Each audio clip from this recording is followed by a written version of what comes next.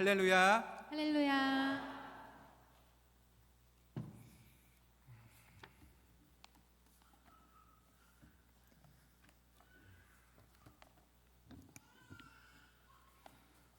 여러분 만나 뵙게 돼서 너무 반갑습니다.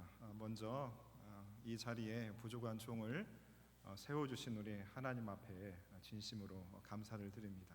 두 번째로 우리 청빙위원회 우리 장로님과 또 위원분들께서 이렇게 부족한 저를 또 후보자로 이렇게 선택해 주심에 감사드리고, 또 오늘 하나님의 말씀을 이렇게 나눌 수 있도록 함께 예배에 참석해 주신 우리 모든 성도님들께 감사를 드립니다.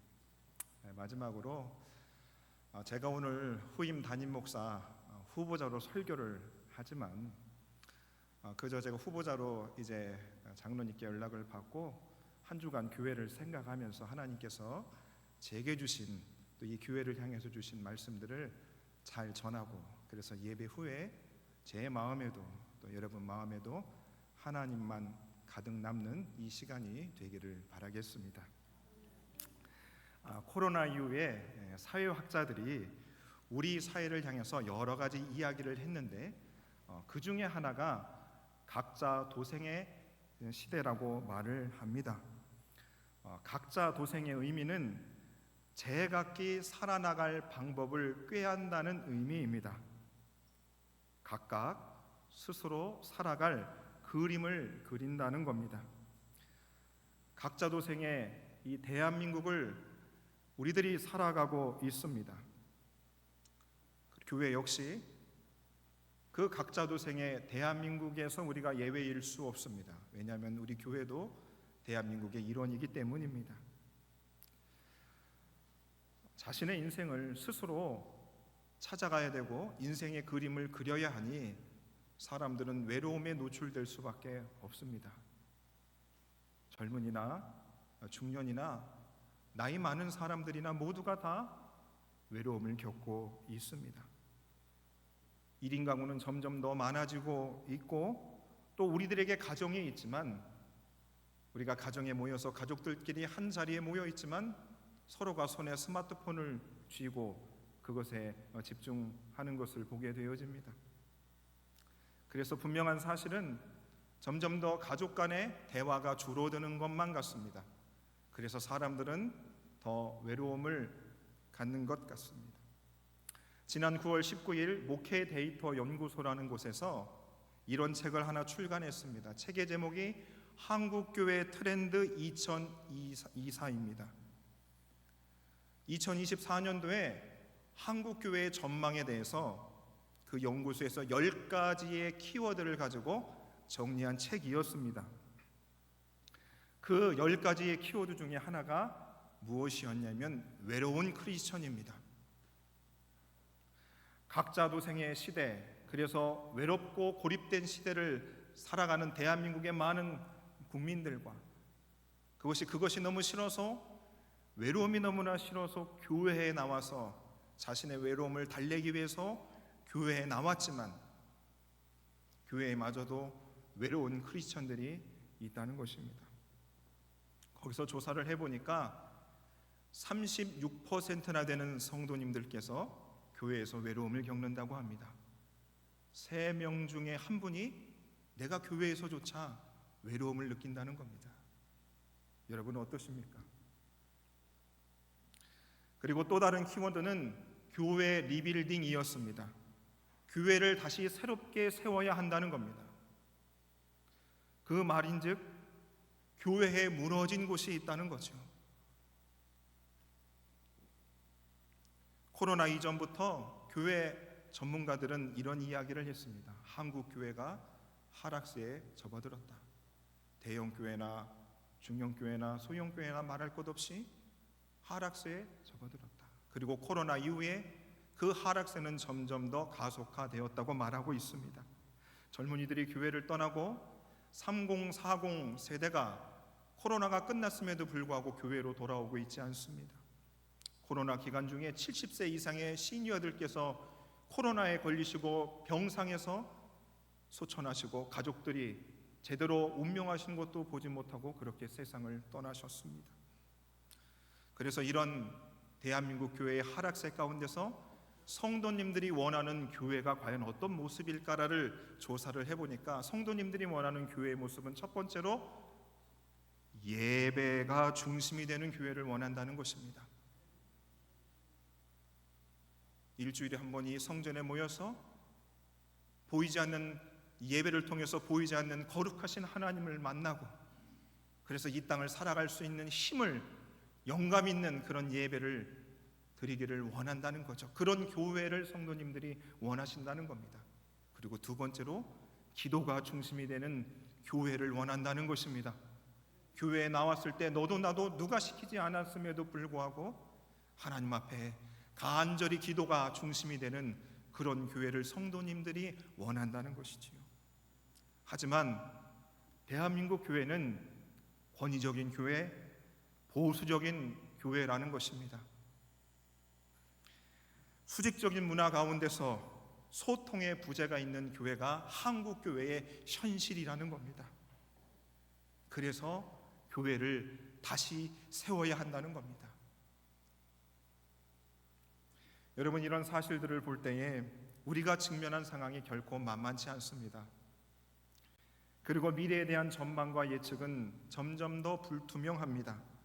각자 도생의 시대에 교회에서마저 외롭고 어려운 상황들을 우리가 겪고 있습니다. 그렇다면 아까 우리 장로님 기도하셨던 것처럼 우리 주님이 우리에게 너희는 세상의 빛이요 소금이라고 말씀하셨습니다.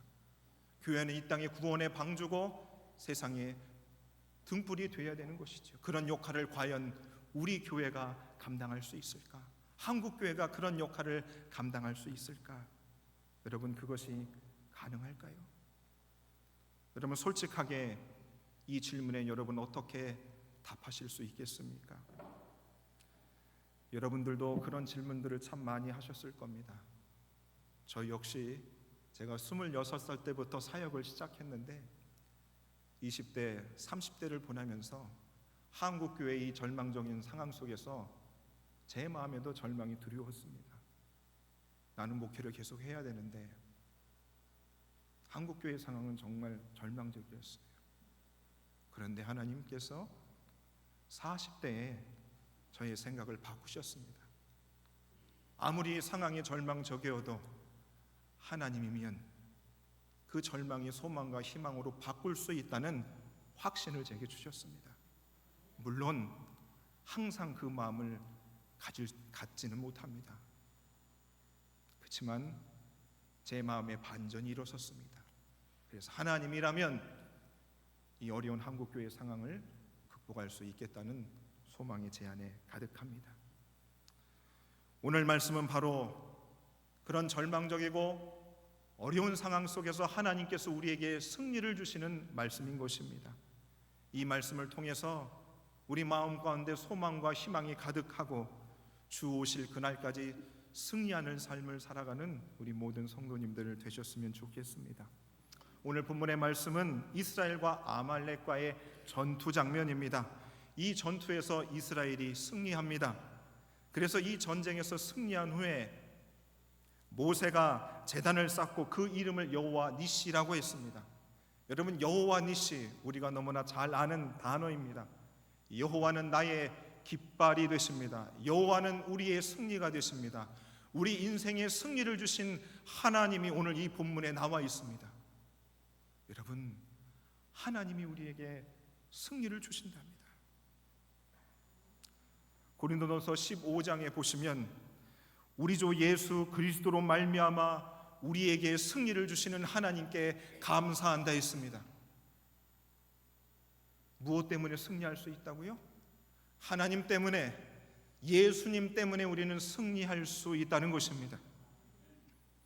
여러분, 성경은 구원의 책이라고 합니다. 하나님께서 죄인인 우리를 구원하시기 위해서 구원해 가시는 그 여정이 성경책에 모두 다 기록되어져 있습니다.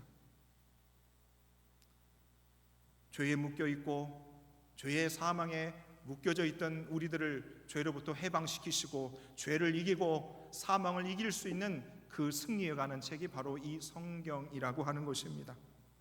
특별히 구약 성경, 오늘 우리가 살펴보는 출애굽기를 보시면 이 출애굽기를 구원의 관점에서 보면 이스라엘 백성들이 홍해 바다를 건넌 그것에 대해서 고린도전서 10장 2절에서는 이렇게 해석을 하고 있습니다. 모세에게 속하여 다 구름과 바다에서 세례를 받았다 합니다. 이스라엘 백성들이 홍해 바다를 건넌 것을 가지고 그들이 구름과 바다에서 세례를 받았다라고 말하고 있습니다. 그래서 홍해 바다를 건넌 이스라엘 백성들은 구원받은 자들이 되었습니다. 그리고 홍해 바다를 건너고 이스라엘 백성들이 광야 40년의 여정은 어떻게 볼 수 있는가? 그것은 구원받은 그 이후에 하나님의 자녀간 우리가 믿음의 여정을 걸어가는 그리스도의 삶을 의미하는 것입니다. 그리고 젖과 꿀이 흐르는 그 가나안 땅, 그 믿음의 여정이 끝나고 가는 그 가나안 땅, 바로 우리 주님 계신 천국을 의미하는 것입니다. 그래서 저와 여러분들은 지금 광야의 길을 걸어가고 있는 것이죠. 여러분, 홍해 바다를 건넌 이스라엘 백성들이 홍해 바다를 건너고 그들을 구원하신 하나님께 그들이 찬양하였습니다. 출애굽기 15장 1절에 보시면 모세와 이스라엘 자손이 이 노래로 여호와께 노래하니 일러스되 내가 여호와를 찬송하리니 그는 높고 영화로우시며 말과 그 탄자를 바다에 던지셨음이로다. 저와 여러분들이 예수 그리스도를 만나고 구원의 감격 속에 있었습니다. 하나님이 나의 인생을 바꾸셨구나, 하나님이 죄인 된 나를 구원하셨구나 라고 하는 그 감격들을 저와 여러분들이 다 소유했습니다. 하지만 홍해를 건넌 이후에 이스라엘 백성들은 광야에 들어가게 되었습니다.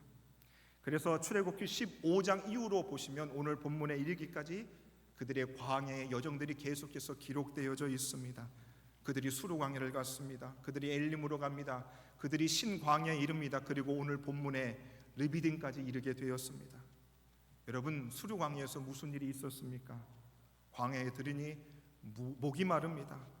뜨거운 햇빛에 그들이 갈증이 났습니다. 그런데 물을 마셔보니 물이 씁니다. 그래서 말하라 했습니다.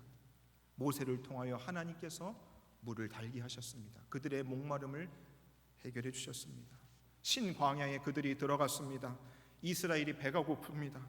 배가 고픔이 옛 생각이 나는 것입니다. 우리가 애굽의 노예 시절에 고기가 막 곁에서 고기를 먹었을 때 우리가 배부르지 않았느냐, 거기서 우리가 떡을 먹었을 때 배부르지 않았느냐, 차라리 우리가 거기서 죽었으면 좋았을 것을 하면서 하나님과 모세를 향하여 원망하게 되었습니다. 모세가 하나님께 기도합니다. 하늘을 향하여 기도합니다. 하늘로부터 하나님이 양식을 그들에게 허락해 주셨습니다. 아침에는 만나를 그들에게 주셨고 저녁에는 맵추라기를 통하여 그들을 공급해 주셨습니다. 그리고 오늘 본문 르비딤에 그들이 도착했습니다. 그런데 또다시 물 문제가 생깁니다. 이스라엘 백성들이 모세를 향하여 다투기 시작을 합니다. 목소리를 높입니다. 모세가 하나님께 기도합니다. 하나님, 어떻게 합니까? 만약 저들에게 물을 주지 않으면 저들이 몇 날이 못 되어 저를 죽일 것 같습니다. 돌을 던질 것 같습니다. 하나님께서 모세를 통하여 호렙산에 반석을 치게 하여 그들에게 물을 공급해 주셨습니다. 그것을 마사 무리바라 하였습니다. 하나님이 우리 중에 계신가 계시지 않는가, 이스라엘 백성들이 하나님을 의심했다는 것입니다. 여러분, 이스라엘 백성들이 광야 생활을 하면 할수록 그들의 마음 가운데는 구원받았을 때의 그 감격보다는 하나님을 향한 원망과 의심과 불신의 마음이 가득해지기 시작했다는 것입니다. 사랑하는 여러분, 제가 왜 이렇게 장황하게 이스라엘 백성들이 광야에서의 이 사건과 이야기들을 했겠습니까? 바로 이스라엘이 처한 그 상황 그대로 우리가 예수 믿고 난 그 이후부터의 우리의 삶이 그렇게 평탄하지 않았다는 의미인 것입니다. 구원을 분명히 받아서 주님과 함께 동행하는 인생이 늘 기쁠 줄만 알았는데 하는 일마다 계획하는 모든 것마다 걸림돌이 있고 장애가 있고 문제가 생겼다 이 말입니다. 문제가 찾아왔다는 것이지요. 이스라엘 백성들이 목이 마르고 배가 고팠습니다.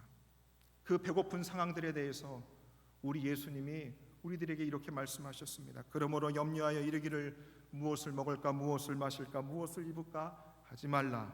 이는 다 이방인들이 구하는 것들이라. 너희 하늘 아버지께서 이 모든 것이 너희에게 있어야 할 줄을 아시느니라. 사랑하는 여러분, 예수님 믿고 나서 여러분의 의식주 문제가 다 해결되셨습니까? 여러분 이 질문에 대해서 아멘이라 답하실 수 있으실 겁니다. 우리가 예수 믿고 나서 먹고 사는 문제는 우리 주님이 해결해 주셨습니다. 더 좋은 것을 먹느냐 더 많이 쌓아두느냐의 문제는 있겠지만 대부분의 모든 사람들은 먹고 사는 문제로 이제 힘겨워하지는 않습니다.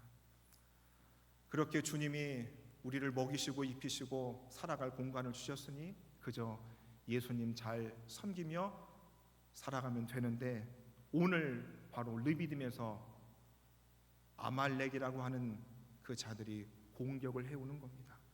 가만히 착하게 예수 믿으며 살기를 원하는 우리들에게 외부로부터 우리를 공격하는 세력들이 있다는 것입니다. 여러분, 그 공격을 통해서 우리를 어떻게 하려는 것입니까? 우리의 것을 빼앗고 우리를 죽이고 우리를 멸망시키려 하는 것입니다. 그 대적이 누구입니까?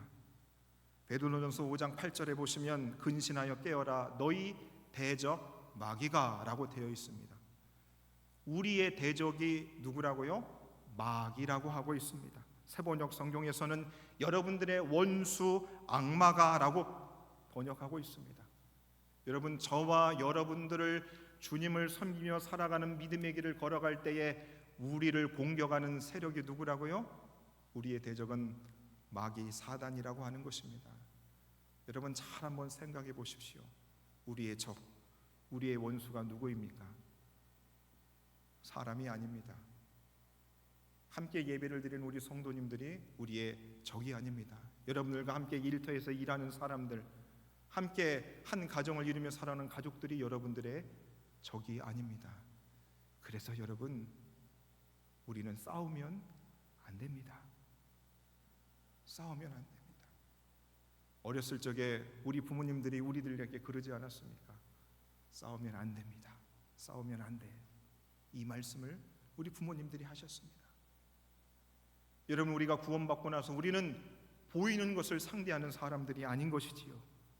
그래서 에베소서 6장 12절에 보시면 우리의 씨름은, 우리의 싸움은 혈과 육을 상대하는 것이 아니라 통치자들과 권세자들과 이 어둠의 세상 주관자들과 하늘에 있는 악한 영들을 상대한다는 것입니다. 여러분, 그래서 우리가 불신자가 됐든 신자가 됐든 그 누구와도 될 수 있으면 싸우면 안 되는 것이지요. 그런데 여러분, 저 역시 사랑하는 사람과 많이 싸웠습니다. 얼마나 후회가 되고 회개가 되는지 모릅니다. 마음에 내가 절대 이제 싸우지 않겠다 다짐하지만 늘 마음의 긴장의 연속인 것입니다. 바로 우리는 우리를 대적하는 그 악한 영들을 상대해야 되는데, 여러분, 그 상대할 때 우리가 그 마귀를 상대할 힘이 없는 것입니다. 그래서 우리 주께서 에베소서 6장의 말씀을 통해서 마귀의 관계를 능히 대적하기 위하여 하나님의 전신갑주를 입으라 말씀하셨고, 13절에서 그러므로 하나님의 전신갑주를 취하라 하셨습니다. 이 똑같은 말씀을 왜 두 번에 걸쳐서 말씀하고 있을까요? 그만큼 저와 여러분들이 하나님이 주시는 무기로 무장하지 않으면 언제든지 마귀의 공격 앞에 우리가 주저앉을 수밖에 없다는 겁니다. 이스라엘 백성들이 광야에서 나 애굽 땅으로 다시 돌아가고 싶어, 나 주님을 섬기고 살아가는 일이 너무 힘들어, 나 그냥 예수 믿기 전의 삶으로 살아가고 싶다고 하는 신앙의 후회를 할 수도 있다는 것입니다.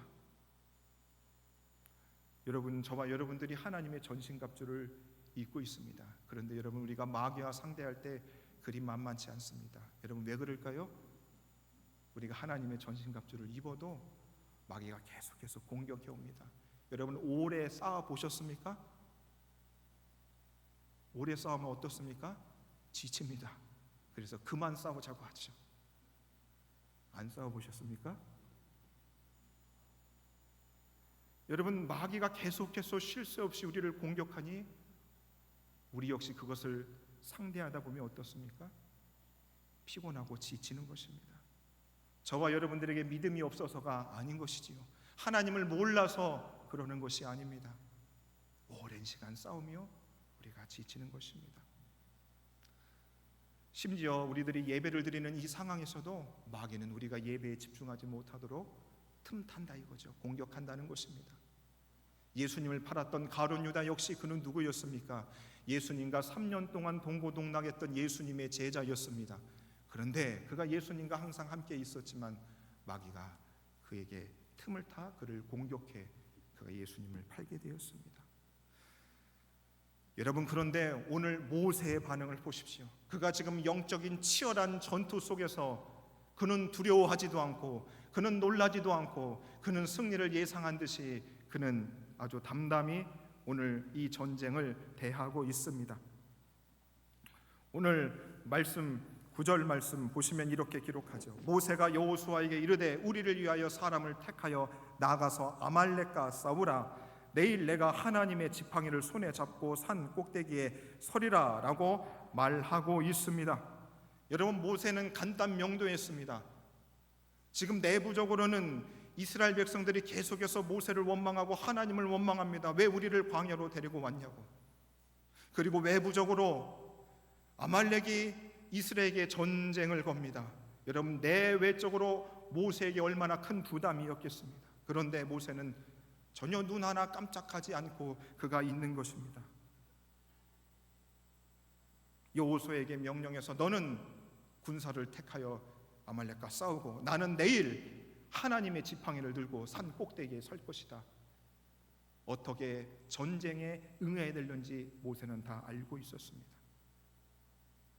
여러분, 영적 전쟁이 심하고 우리를 순간마다 공격해오는 마귀의 공격 앞에 저와 여러분들이 두려워하지 않고 무서워하지 않고 염려와 근심을 하지 않고 승리할 수 있는 비결이 바로 이 모세에게서 우리가 찾을 수 있는 것이죠. 모세는 어떻게 그 전쟁에서 승리할 수 있었을까? 첫 번째 비결은 바로 하나님의 지팡이였습니다. 9절 후반절 다시 읽어드립니다. 내가 하나님의 지팡이를 손에 잡는다 했습니다. 모세의 손에 잡혀 있었던 그 지팡이는 어떤 지팡이였습니까? 그가 미디안 광야 장인 이드로의 양떼를 치고 있었습니다. 양을 칠 때에 목자였던 모세는 지팡이가 필요했습니다. 그것은 모세의 지팡이였습니다. 모세가 그것을 가지고 양을 쳤던 것이지요. 하나님께서 그 모세를 부르십니다. 내가 바로 앞에 나서 내 백성 이스라엘을 출애굽시킬 것이다. 해방시킬 것이다. 너는 바로 앞에 서라고 합니다.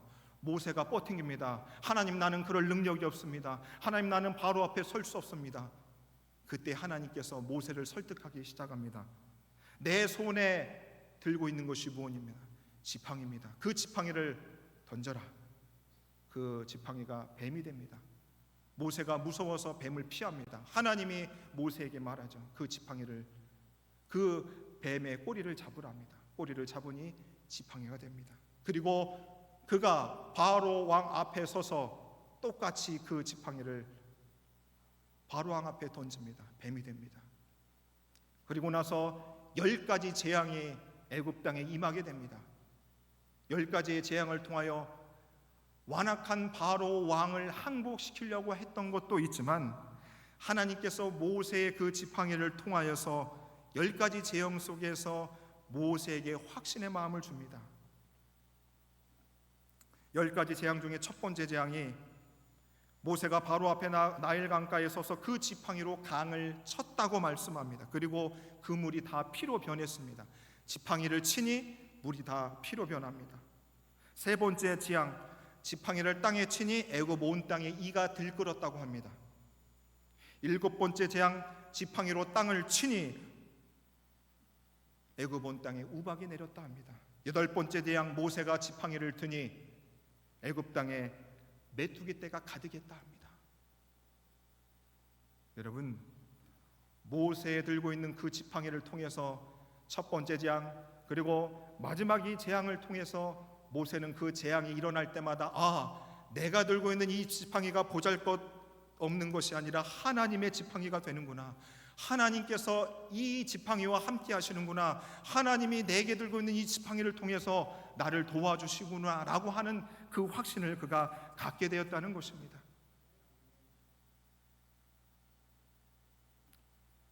그래서 어쩌면 10가지 재앙은 바로왕 애굽을 하나님께서 항복시키기 위한 그 일이기도 하였지만, 그것보다는 확신이었고 믿음이 없고 하나님을 믿지 못했던 모세를 위해서 하나님께서 그 10가지 재앙을 허락하신 것이지요. 그러니 오늘 아말렉 그들이 전쟁을 하러 왔을 때 모세는 전혀 떨지 않고 두려워하지 않을 수 있었던 것입니다. 왜냐하면 하나님의 지팡이를 그가 들고 있었기 때문이죠. 와 봐라, 나는 내 손에 하나님의 지팡이를 들고 있다는 것입니다. 사랑하는 여러분, 저와 여러분들이 이 땅에서 영적인 싸움에서 승리할 수 있는 비결은 바로 하나님의 지팡이인 것입니다. 여러분, 저를 볼 때에 내세울 만한 것이 아무것도 없습니다. 여러분들, 이 세상에 여러분들이 내놓을 수 있는 것이 무엇입니까? 우리에게 가진 것, 우리가 자랑할 것 없습니다. 하지만 여러분들, 이 에덴 교회가 52년이 되었습니다.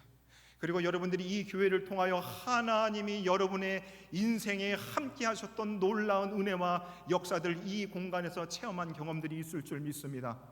나는 힘이 없지만 나의 절박한 순간에서 내가 하나님께 예배하고 찬양하고 기도하였을 때 하나님이 나와 함께 하셔서 이런 문제들을 해결하시고, 그래서 정말로 내 인생에 하나님이 함께 하신다는 그런 하나님의 지팡이와 같은, 모세의 지팡이와 같은 그런 경험들이 다 여러분들에게 있지 않습니까? 여러분, 지금 영적인 싸움에서 지쳐있고 힘겨워하고 주저앉아 있습니까? 여러분, 바로 하나님의 지팡이를 생각하시는 겁니다. 그것을 생각하셔야 돼요. 여러분, 제가 15세 소명을 받고 주의 종이 되겠다고 결심을 했습니다. 그리고 목회 사역을 하는데 여러분, 결코 만만치 않았습니다. 그만둘 생각도 참 많이 했습니다.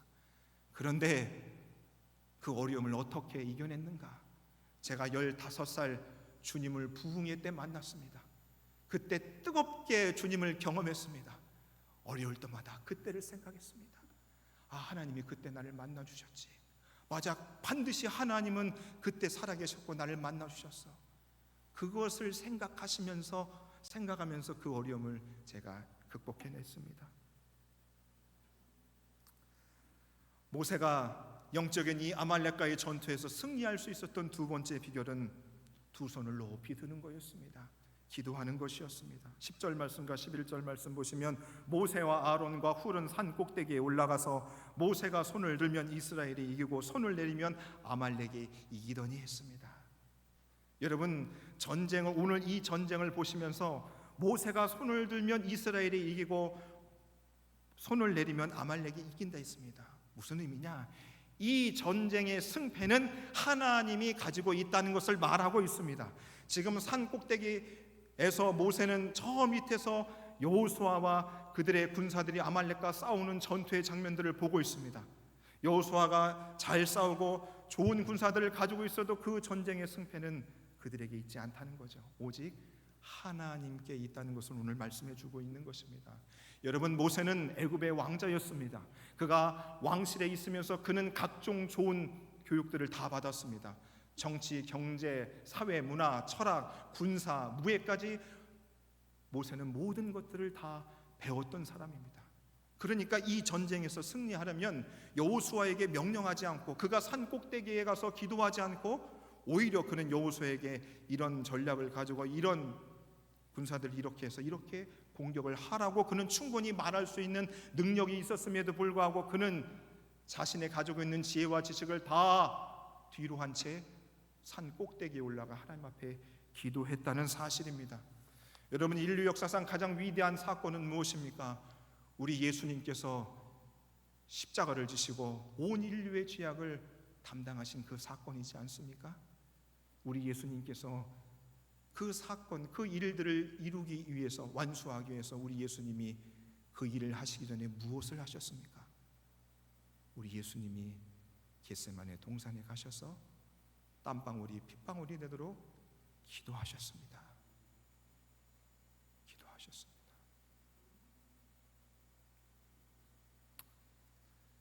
예수님의 제자들이 마귀를, 귀신 들린 사람을 좀 쫓아내달라고 요청을 했는데 주의 제자들이 그 마귀를 쫓아내지 못했습니다. 귀신을 쫓아내지 못했어요.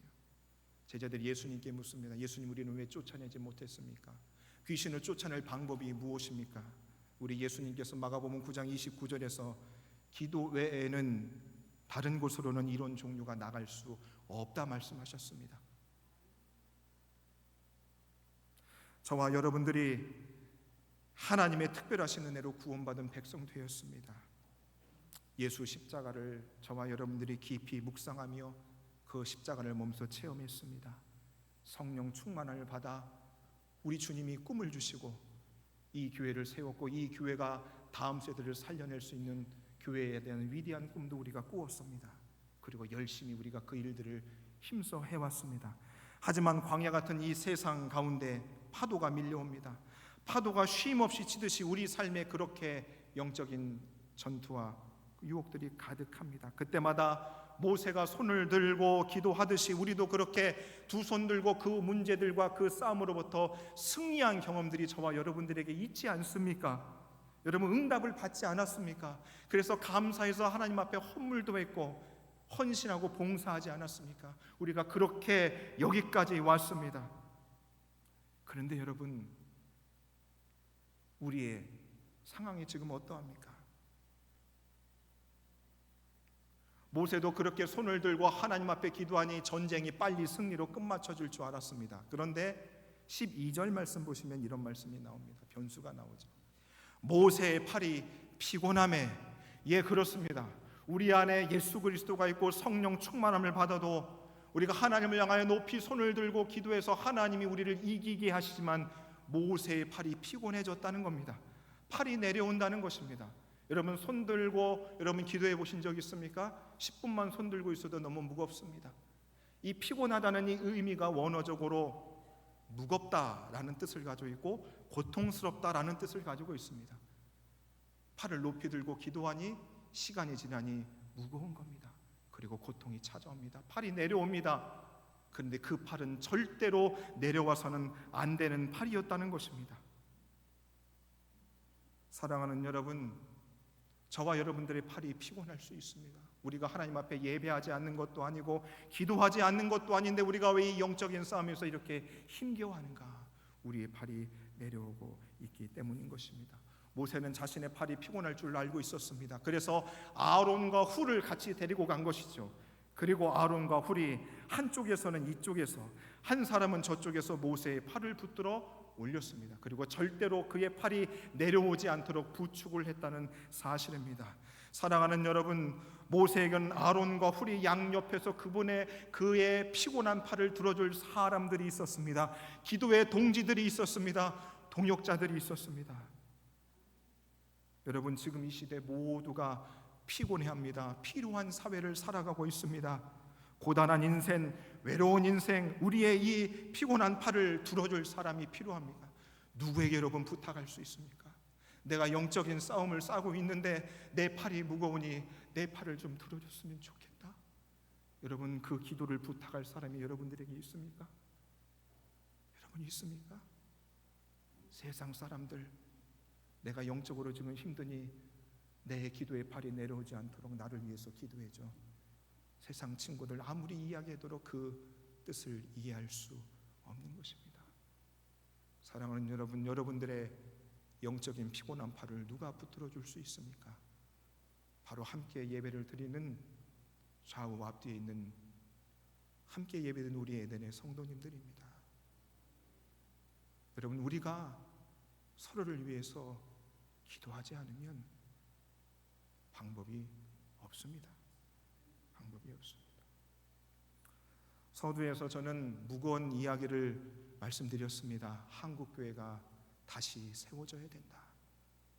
여러분, 어떻게 하면 한국 교회가 다시 세워지고 우리 에덴 교회가 다시 세워지고 우리의 믿음이 다시금 세워질 수 있겠습니까? 여러분, 수많은 전문가들이 참 많습니다. 똑똑하신 분들이 참 많아요. 강의도 듣고 여러 이야기를 우리가 들어봅니다. 교회의 여러 가지 방법들을 이야기하지만 여러분, 교회를 다시 세울 수 있는 방법은 기도 외에는 없다는 생각을 저는 했습니다. 그것이 최고의 대안이라고 생각합니다. 한국 교회에는 많은 성도님들이 있습니다. 아름다운 건물이 있습니다. 부동산이 있고 많은 사람들이 있고 재산과 재물도 있습니다. 하지만 그 어려움이 계속해서 되고 있습니다. 영적 전투에서 승리할 수 있는 방법은 우리의 힘으로도 아니 되고 우리의 능력으로도 되지 않습니다. 오직 하나님만이 이 어려움을 이겨내게 할 수 있는 유일한 방법이 되는 것입니다. 그 하나님이 대대로 우리와 싸워 우리에게 승리를 우리가 만끽하기 위해서는 우리가 하나님을 향해서 두 손을 높이 들 때에 하나님께서 우리에게 승리를 주시는 줄로 믿습니다. 저와 여러분들이 우리의 피곤한 마들 서로가 붙들어주고 함께 기도의 손이 내려오지 않아 우리 에덴 교회가 주님 오실 그때까지 하나님이 주시는 승리의 계가를 부를 수 있는 귀한 교회와 우리 사랑하는 성도님들의 삶이 되시기를 예수님 이름으로 간절히 축원해 드립니다. 함께 기도하겠습니다. 하나님 아버지, 지금 우리 사회는 각자 도생의 시대를 살아가고 있습니다.